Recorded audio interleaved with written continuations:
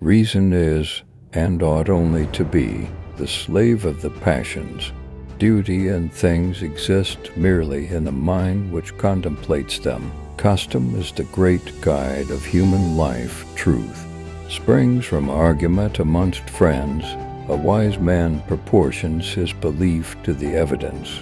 The life of man is of no greater importance to the universe than that of an oyster. No testimony is sufficient to establish a miracle unless the testimony be of such a kind that its falsehood would be more miraculous than the fact which it endeavors to establish.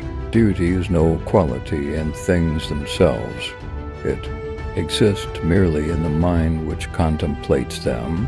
It is seldom that liberty of any kind is lost all at once. The greater the variety, the more delightful the harmony. Every wise, just, and mild government, by rendering the obedience of the subject necessary, diminishes his inclination to disobedience. The love of liberty is the love of others. The love of power is the love of ourselves. Reason is the discovery of truth or falsehood.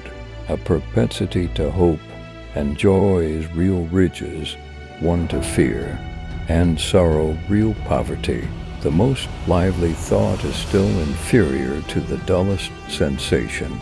Nothing is more surprising than the easiness with which the many are governed by the few. It is not reason which is the guide of life, but custom.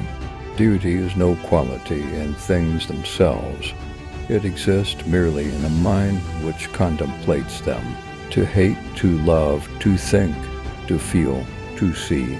All this is nothing but to perceive. When men are most sure and arrogant, they are commonly most mistaken. The same consciousness is preserved throughout a continued succession of changing objects. Truth springs from argument amongst friends. The mind is a kind of theater, where several perceptions successively make their appearance, pass, repass, glide away, and mingle in an infinite variety of postures and situations.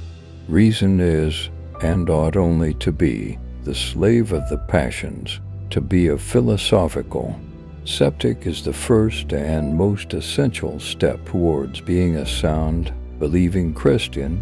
Where men are the most sure and arrogant, they are commonly the most mistaken. No man ever threw away life while it was worth keeping. The passions are the only oracles which can give answers to our doubts and difficulties. The heights of popularity and patriotism are still the beaten road to power and tyranny. All knowledge degenerates into probability. The mutual dependence of men is so great in all societies that scarce any human action is entirely complete in itself or is performed without some reference to the actions of others. He is happy whose circumstances suit his temper, but he is more excellent who can suit his temper to any circumstances. The art of government is the organization of idolatry. It is a just political maxim that every man must be supposed a knave. Men are often more contented in their poverty than in their pursuits. The Christian religion not only was at first attended with miracles, but even at this day cannot be believed by any reasonable person without one. The rules of morality are not the conclusions of our reason.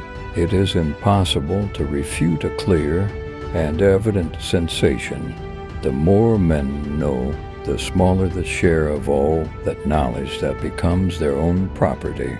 In all ages of the world, priests have been enemies to liberty. All our reasonings concerning causes and effects are derived from nothing but custom. Be a philosopher, but amidst all your philosophy, be still a man. No testimony sufficient to establish a miracle unless the testimony be of such a kind that its falsehood would be more miraculous than the fact which it endeavors to establish. The rule concerning the certainty of our knowledge is that when the opposite opinion has not only been entertained by all men in all ages, but also is maintained by the wisest and most judicious, it may justly be thought certain. Be a philosopher, but amidst all your philosophy, be still a man. It is seldom that liberty of any kind is lost all at once. Men often act knowingly against their interest. Morals excite passions and produce or prevent actions. Reason of itself is utterly impotent in this particular. The rules of morality, therefore, are not conclusions of our reason. In general, the heroes of history have been no less remarkable for their vices than for their virtues. The ultimate object of human science is the discovery of the connection among phenomena